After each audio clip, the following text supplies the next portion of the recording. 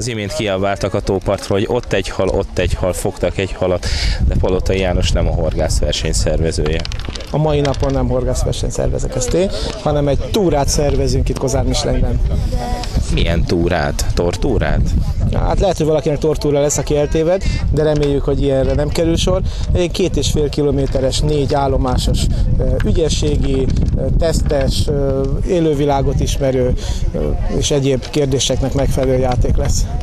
Az Egyesület szervezésében, az Egyesület tagjainak, vagy bárki számára nyitott ez a túra? Ez bárki számára nyitott, mutatja az is, hogy a jelenlegi 12 induló csapat közül legalább 6 nem az egyesületi tagokból állt. Most éppen valaki megbotlásában felborítja az asztalt.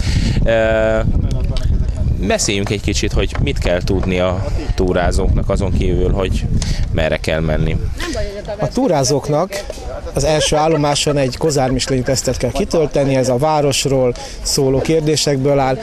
Utána a második állomáson egy ügyességi játék lesz, ahol különböző labdákat, golyókat kell különböző célokba beletalálni. A harmadik állomáson biológiai élővilág kérdések lesznek szigorúan Kozármislenyben, vagy a Kozármisleny határában élő állatokról. Itt a negyedik állomáson pedig egy összefoglalás lesz. Különböző dolgokat fogunk elmondani az állomásokon, és ezt kérdezzük vissza a negyedik utolsó állomáson. Mit lehet tudni a jelentkezőkről?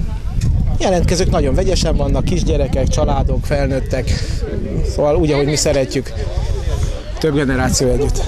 A tűzrakás is a verseny része? Mert látom, hogy bográcsok rotyognak, vagy nem is a bográcsok nem tudnak rotyogni. Egyelőre a fák rotyognak szerencsére. A fák azok nem rotyognak, a fák azok szenesednek, a tűz meg lobog. Igen, de azért hangot ad a bogrács, a fa is. Nem rotyog, hanem ropog. Az ropog, pontosan. Ha nyelvészkedünk, akkor belemehetünk ezekbe a dolgokba. Igen, ez egy verseny, de ez nem a mi versenyünk, ez az egész városnak a versenye, ahova az Egyesületünk 4 bográccsal nevezett be.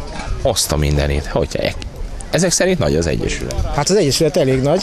Itt körülbelül olyan 50 fővel fogunk részt venni ezen a mai napon. És mi fog főni a bográcsokban? Hát sok minden. A haltól kezdve, láttam előbb vitt egy kisgyerek egy nyuszit, próbáltam azt is rábeszélni, hogy dobja be a közösbe, de nem akarta valahogy. És sok minden fő.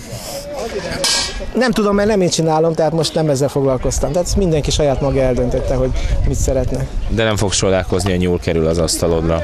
Nem. Bár elég aranyos volt ez a kis nyúl. Plüss formában? Nem plüss volt, igazi nyúl volt. Szőrös lesz a pörkölt, köszönjük szépen.